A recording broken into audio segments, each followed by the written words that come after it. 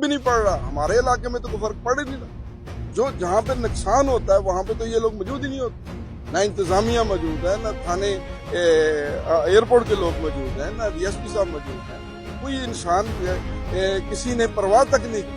حالانکہ مجھے سب سے زیادہ تکلیف انتظامیہ سے ہے اور مقامی ایم پی ایم این اے سے ہے، جنہوں نے اس اپنے علاقے کو اتنا متوسط بنا دیا اور اتنا بے رحم کر دیا کہ کوئی بندہ پوچھنے والا نہیں.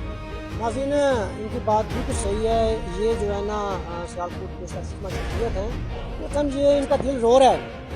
ان کے پاس نہ کوئی ایم این اے، نہ کوئی ایم پی اے، نہ کوئی ایسا بندہ جو ان کے ساتھ افسوس کرے.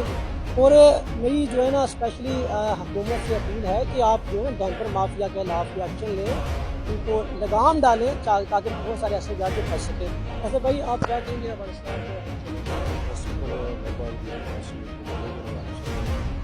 ریکویسٹ ہے کہ